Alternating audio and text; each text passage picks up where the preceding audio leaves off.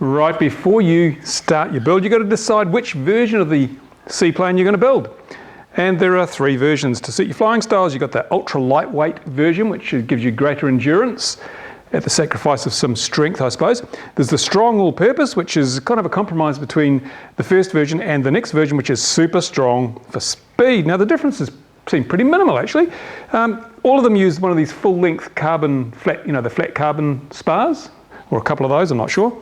But the strong and the super strong use also these carbon tube. We're all familiar with carbon tube. And the difference between the ultra lightweight and the super strong, well, I've weighed these 2 tubes here, they're about 15 grams, not even that, 13 grams. So it doesn't seem like a big increase in weight to get that super strong capability. I'm quite amazed, actually. So, I think I'll go for the super strong, because we all know what I fly like. Can't be too strong. Now here's the diagram in the PDF manual. It shows you how it all goes together, and it's just as well I've included that, because the spars come in 2 lengths, these tube spars. There's a short one and a long one, and I can imagine people getting them around the wrong way, but it's pretty easy to see. The short tube goes to the front, the long tube goes to the back. And the thing I really like shows they've thought this out, they've really put a lot of thought into this particular model, is if I can get the lighting right and the position right, you'll see there is a little slot just here. Maybe if I can get this close to the camera and if it will focus. Come on, focus, there we go, it won't focus. A little slot just here, which is at the end of the hole for the tube spar. If I can get that light around here. There's for example, here is, oh man, I should put manual focus on. But there's a hole there for the tube spar, and up here, if you move up, there's the little slot. So when you put your tube spar in there, slathered in glue, as you do, there's somewhere for the excess glue to go. And if it's polyurethane glue you're using, which is really good for EPO, then as it foams up, it's got somewhere to come out. You just wipe it off there, rather than it sort of distorting the wing with all its foaming action. Brilliant. These guys have really thought this through. Now, one thing I think is quite important, they say in the manual to check and cut these to length if necessary, but you really do need to do a dry fit up. Whenever you're putting anything like this together where you're going to be slathering it in glue, you should always fit it up dry. Make sure everything fits together properly, that things aren't too long, that all the bits are lined properly. Otherwise, you could find yourself covered in glue and then having to start cutting stuff. And if the glue starts going off before you get it cut, you end up with a real mess, and you'll be cursing and swearing all day long. So do a dry fit up. I've done a dry fit up on this. Dry fit up, for those who don't know, just means put it together without glue. And it's really easy in this case, because all these bits seem to be quite nicely engineered. And if I push this together, you'll see what I'm talking about. There you go, look at that. Now, I notice there is a little bit of a gap here, but that doesn't matter, because the strength is coming from these carbon rods. The fact that there's a little gap in there, wouldn't worry too much about it. If you use expanding polyurethane glue, it'll foam up and fill that anyway. You spend all day wiping it off as it cures. So I don't even know if I'll bother doing that, because the strength is going to come from the carbon. And there we go, that all fits together very nicely. I know the tubes are the right length. So now I can put the tubes in with some glue. What I will do, I always do this with carbon. Some people don't, I do. Just give it a light scuff with some sandpaper. What this does is, when they make this pultruded carbon thing, sometimes there's a little waxy residue on the outside of the carbon. Usually it's washed off or got rid of, but sometimes it isn't, and that'll ruin the bond with your glue. And if you key the surface a little bit, just make it a little bit rough, it helps the glue stick to the carbon, because if the glue doesn't stick to the carbon, then you don't get the full strength out of this whole setup. So I just give the carbon tubes a bit of a sand with a bit of reasonably fine sandpaper, and just to make the surface so it's not super shiny and it doesn't have that waxy residue if there's any on there. There you go, do that to both tubes, and then we'll glue them together. Now, just a word about the polyurethane glue I'm going to be using. It says you can use CA, but I don't know. What if the CA goes off while you're pushing the tube? And I know if you get a really quick curing CA, it can cause a problem, so I prefer to use polyurethane glue, which foams up. Now, one of the problems with a glue that works by reacting with air or whatever, evaporative glues, like solvent-based glues, is that if you put them in something like this where it's going to be completely enclosed, then these solvents can't evaporate. Now, polyurethane glue is a little bit different. I should do this in my glues. I started a glues video. I did epoxy and other glues, 2-part glues. I might do a bit on polyurethane, because polyurethane glue is really brilliant for building, but it does need a reactant to set it off. And fortunately for us, you don't have to buy expensive kicker, because the reactant is water. So what you can do with polyurethane glue is just make sure that you get a bit of water on one or both of the components. When you put the glue on, the water causes the polyurethane to kick, foams up, gets everywhere, becomes strong as old boots. So that's what we'll do. We'll mix a bit of water up before we put these tube spars in the wing so that the polyurethane will kick and go off. And once you've got the wings together, glued together, the next step is to put these little plywood pieces together, and there's quite a few of them. This is the GoPro camera mount. Now, bit of an IQ test. This doesn't give you much in the instructions as to how they go together. So I've laid it out, if you're building one of these, I've laid it out how all the pieces go together. So basically this folds up here, and the sides fold up this way, and the front folds up that way. And if you do it that way, then it should all come together rather nicely and make the camera box.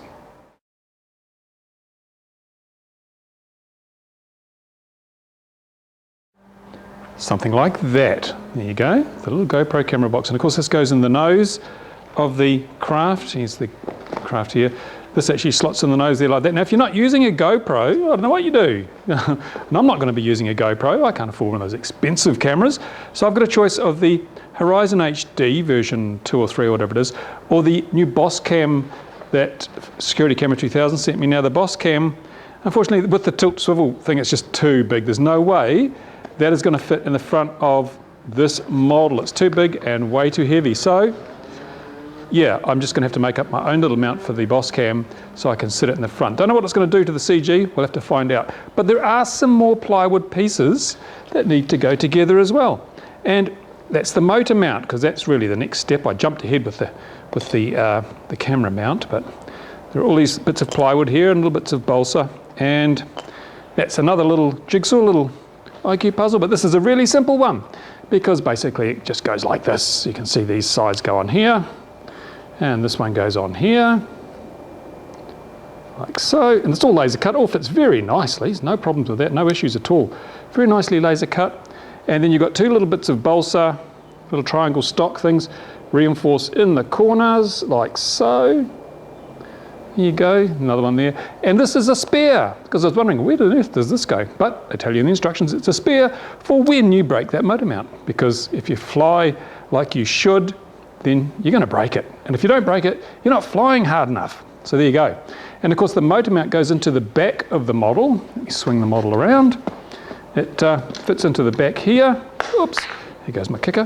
Fits into the back here, and these little notches go into that spar, the carbon spar. One thing you notice here, yeah, it didn't line up that well actually. I was not really that impressed with the alignment of the foam, even though it's really determined by the spars that are inside here, the two long spars that run through there, the carbon tubes, and yeah, it didn't line up very well at all. So yeah, I don't think it's going to make a difference. We'll find out when we fly it. But no, that was a bit of a shame. Still, we'll put it together now. I'll make the motor mount, put it together, glue it in. We'll do the next bit. Now, there's a number of glues you can use to glue plywood. Some people use CA, but I'm not happy with CA because plywood is actually an alkaline. A lot of the wood they use for plywood is quite alkaline, and the CA doesn't always stick to it that well.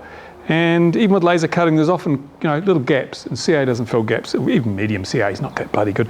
It's pretty brittle too, most CAs. So you can use epoxy like this. I've got some epoxy here. It's cold today, so I have to warm this up if I want to use it. But another one you can use, which I've lost, is good old PVA. Oh, here it is. Whoops, out of shot for a moment. Good old woodworking PVA glue. Now, PVA glue is actually really good for plywood. It's one of the best glues you can get. So unless you plan to fly in the rain, because it's not waterproof, unless you plan to fly in the rain, PVA is not a bad option. What will I use today? Well, I'm in a hurry, so I'm going to warm up my epoxy and use that to glue these plywood pieces together in the little triangular bits in between that will provide a bit of extra support. Next step, of course, is to fit the motor to the motor mount. Here's the motor mount. And there's the motor. Now you get these screws here, you get actually 4 of them. There's only 2 holes in the motor mount, so that's not a problem. You get 2 spares.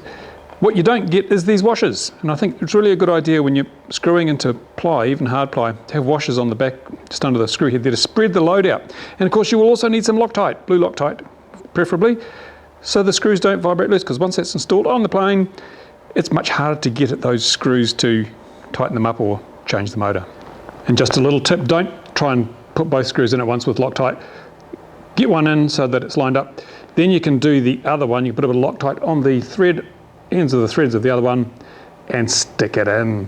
If you try and do them both at once, you get a lot of fiddling around trying to line things up, and that means you can get Loctite everywhere and you don't actually get the desired result. Remember, you don't need a lot of Loctite. Oops, got more on my finger than on the screen. And it also doesn't hurt just to put a dab of Loctite under that washer before you tighten it up, because that will also stop things from coming undone. Just a dab, not as much as I've actually put on there. Just adds a bit to the locking capabilities of the Loctite.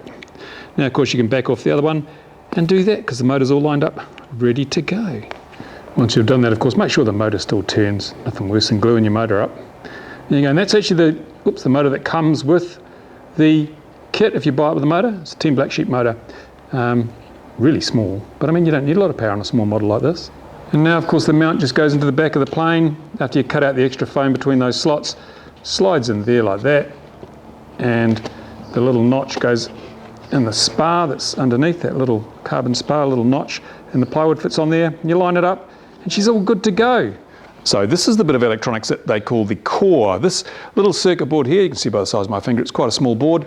It does quite a few things. It has an on-screen display, which displays a number of different voltages, and it also has voltage conversion. It takes the 2-cell, the 7.4 volts of your 2-cell LiPo pack, boosts it up to 12 volts to run a 12-volt camera if you've got a 12-volt video camera. So it's got a voltage booster, regulator, OSD.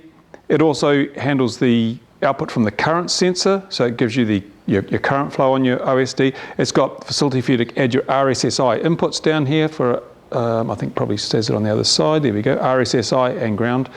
And you can see it's all clearly labelled. It's a nice little board, but a couple of things I'm not that fussed to buy are the soldering of the board itself. The actual reflow is quite good. All the components seem to be well attached to the board and the soldering is reasonably good. But look where the manual soldering takes place here. These wires, they're not supported, and the soldering is not only not very good, but these wires are going to fray and break very quickly unless you add some extra support. So I'm going to put a bead of hot glue along here just to support these wires so they don't just break off with flexing. Same goes over here. This is, the manual soldering looks to be pretty bad actually. It's electrically sound, but physically, mechanically, not so impressed. What they should have done with this board is made it a little bit wider and then drilled another set of holes so the wire could be run up through one set of holes and then down into the board to provide strain relief so that these wires weren't going to flex and ultimately break off. But hot glue will do for the time being. So that's the core board. It's not cheap, but it is a really handy little bit of kit. Comes with the current sensor here, which just goes, your JST connector goes in there. All in all, not too bad. Also, they could have used a lighter heat shrink. This is the sort of fairly thick black heat shrink. You can get lighter stuff. Probably would have saved a few grams. If they're giving you the option of leaving out some of the carbon wing spars to save weight, which are only a couple of grams each, then surely a bit of lighter heat shrink here instead of this heavy black stuff would have been another option as well. Now, since I'm going to be using the Security Camera 2000 board camera, the 2040 or something, the 600 TV line camera with wide dynamic range, reviewed on this channel elsewhere. You can find that review. Brilliant camera. My first choice for FPV live video cameras. I'm going to be using this. So the lead that's provided with the TBS Core package is a 4-wire lead. It has an audio wire. The plug on the back of the board camera is only a 3-wire connector, so I'm going to have to replace the TBS Core lead or plug with one of the Security Camera 2000, a bit more soldering. If you're using the complete TBS pack, of course you won't have to worry about that, but as I say, I use the Security Camera 2000 camera, so I'm going to have to do some soldering.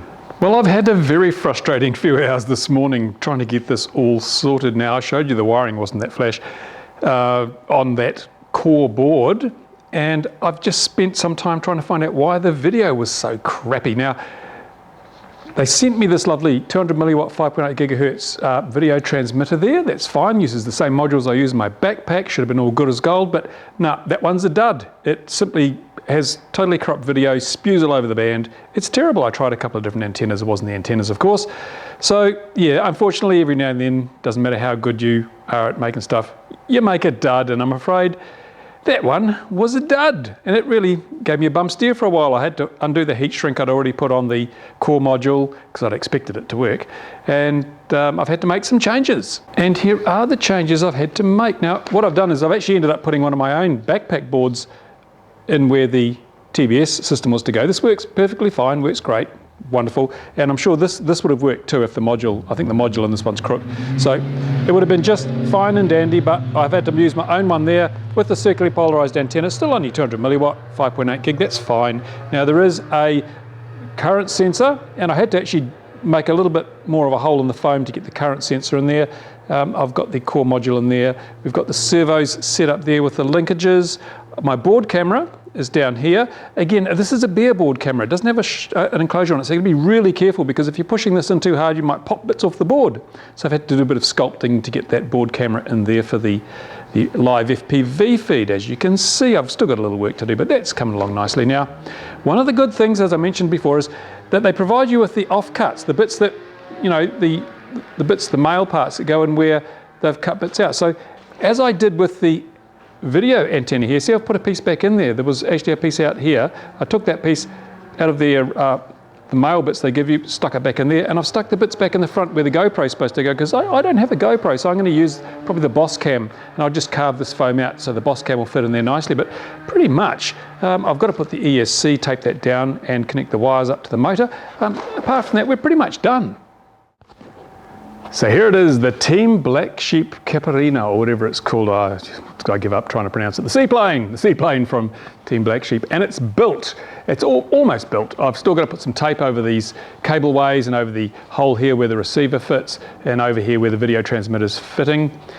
And yeah, I mean, it's a nice looking plane. I don't like the black, to be honest. They sent me a black one, but because I want something to throw in the back of the car or in the back of the truck. And if you leave this in the sun in midsummer, you can bet it's going to get very hot. Maybe even hot enough to cause the little EPO bubbles to swell, and you get a really rough, horrible textured skin. I've seen that happen many times with EPO that's been left in the sun when it's been painted black. So if it is black, it's probably even going to be worse. But we'll find out. That'll be part of my ongoing review of this machine. Now, bits I liked was that it had all these channels cut and everything was sort of pre-done. I got the full sort of kit from Team Blacksheep with the core board and the servos and the little video transmitter. So that was all a big plus. But the downsides, the video transmitter didn't work. It was a dud. The core board, some of the soldering was decidedly suspect. I ended up resoldering some of those things and putting some hot glue on to support the wires. Not really well designed. Could be better in terms of the physical construction of that. And where the little jumpers, where you solder the jumpers, some of the soldering there was really bad, so I just redid it all. Works fine, lovely. And that of course provides 5 volts or 12 volts for your video transmitter, and it'll provide 12 volts or 5 volts for your video camera. Now I used the board camera. Got to be careful pushing that in there because it doesn't have a case, so you could easily knock bits off the circuit board if you weren't careful. But that's all in, that's fine. A little dab of hot glue is holding that in. Again, a little dab of hot glue holding in the servos, piece of cake. I've used a heat shrink on the thing there instead of a clevis with a bit of CA, as they recommend to save weight. I've got the 2 antennas for the free sky out on this wing. It's still laterally not balanced because the video transmitter board is heavier, so I'm going to have to put a little bit of weight out here just to balance it up so it flies nice and stable, nice and level. Now, as for the recording camera, obviously it's designed for the GoPro. It's got the plywood mount you put together to put your GoPro in there. Now, I don't have a GoPro, so one camera I don't have. And so I've got the Boss Cam, but that's not a good fit, and it's such a pain in the backside because all the controls are on the back, and I'll have to wire it up to the core board to get the 12 volts to drive the Boss Cam or whatever is required to drive this, because it doesn't have a built-in battery. But unfortunate, same would go if I put the Horizon HD in there. It would still require me to run wires back to the battery, so yeah, not so good. It's a shame, but that's not the problem of the plane, it's the problem of the cameras that I'm using. What else did I find? The CG, without a camera, the CG is too far back. Yeah, so you'd have to cut the foam out here, move your battery forward if you weren't intending to use a recording camera in the position provided, a heavy enough recording camera. I think even if I used the Boss Cam, it would be a bit light, perhaps compared to the GoPro, so I'd still have to either ballast it or move the battery forward, which is a shame because there's a lovely cutout here. It's perfect size for the battery. So having to butcher that, yeah, not so good. Now, one thing I didn't like, they said in the instructions, and they provide you with Velcro to put these tip fins on, so that, you know, the tip fins can be Velcro on, so you can pull them off, put them on. If you have a crash, they just pop off. Wonderful. You could even probably swap backwards and forwards between the 2 style of tip fins that they provide. You've got these ones here, which are all above the wing center line, and then they've got these ones here, which are a different shape, and they're designed to sort of fit like so they hang down underneath, and different characteristics for each type of fin, so you can plug and play. Good idea, except come on guys, get real. Look at this. Look, and this one, look at this one. This one sticks okay, but the Velcro doesn't lock. The Velcro is, you know, there's too much slop here. Look at this. The Velcro just isn't rigid enough. So this is designed to stop your side slipping, but it's going to be very loose in the side slippy thing. So not particularly happy with that. And this one's even worse. Look at this. Horrible. Now, the Velcro is stuck firmly to the wing. It's just that between the hooks and the loops, there's just too much give in this Velcro. It's just awful, awful. That one's not so bad, but this one, and I didn't get CA on it or anything, it's not my fault, it's just the way the Velcro came. And remember, if there's a dud one, I get it, this piece of Velcro is useless. So I'm not going to bother, I'm going to rip the Velcro off now that I've built it according to the plans of the instructions. I'm going to rip the Velcro off and I'm going to glue the damn fins on because I don't want them coming off in the air, and I want something that's going to groove a bit better than this would ever possibly groove with that rat-ass Velcro on there. So there you go, that's one of the crap aspects of the build in my opinion. Now, apart from that, it did take a lot longer than I'd hoped. Because of all the farting around I had to do replacing the transmitter and other bits and pieces. So, but I guess all in all, it is nicely engineered. As I say, that things don't line up perfectly, but that's the nature of EPO sometimes. And I can't wait to fly it now because that's going to be the real test. It doesn't matter what happens with the build, how long it takes and what you have to do. As long as it flies the way you want it, then you're going to be happy with a plane like this, or any plane really. So when the winds abate here, because it is blowing a gale, still very windy outside, when they abate, I shall be ripping straight outside and doing some FPV with the Caipirinha, and we'll see how well it flies. And again, I'm cautiously optimistic. I really want this plane to fly well because I have so many things I want to do with this model. Now, if you've got any questions about the build video, if you've got any comments about the build video, please put them on the bottom of this video on YouTube here, and I'll do my best to answer them. If I've stuffed up somewhere, if you think I've made a mistake, tell me, because I'm not perfect. Certainly I know that. And if you say any general comments, just stick them there. So if you like the video, give it a thumbs up and stay tuned. Subscribe if you're not a subscriber, because the flight video, the flight test will be coming up as soon as the weather clears. Thank you for watching. See you again very soon on RC Model Reviews.